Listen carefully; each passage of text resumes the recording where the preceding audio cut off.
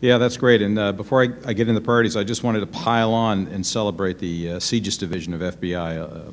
Elaine and Justin talked about them. They really are one of the crown jewels of federal IT, and it's amazing what they do out there, what they've done with cloud computing, their reach and like that. It's really something to study. Yeah, you're right. It's come up a couple times here. In fact, we've had discussions about the things they do in the biometrics world and identity management world and so forth also. But thanks, Kshemendra. And priorities? Priorities. 3 priorities I want to highlight. One is standards-based procurement. 2 is an initiative around transforming the business model for information sharing with the state and local partners. And then the 3rd is something that you've heard Elaine and Neil talk about, furthering how we share and safeguard together classified information. So on standards-based procurement, I talked about how our standards framework that we champion, the National Information Exchange Model, is at the heart of it, but it's broader than that, how that's been maturing with the agency's functional standards, policy standards, data standards.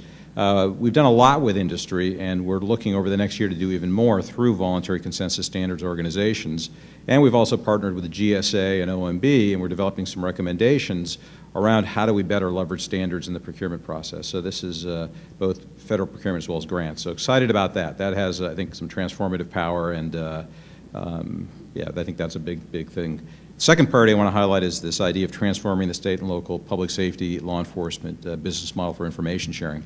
What we find is that there's a lot of initiatives domestically.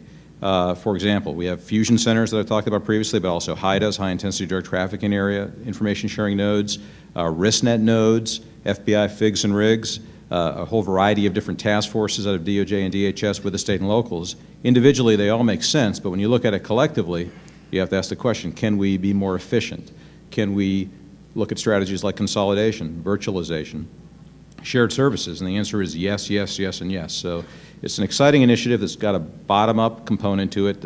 We're working it through the Attorney General's Advisory Committee, Global Justice, the International Association of Chiefs of Police have endorsed this initiative. So second priority of my office is to try to give whatever support we can to this initiative. We think it's critical to helping to institutionalize our law enforcement, counterterrorism, homeland security advances.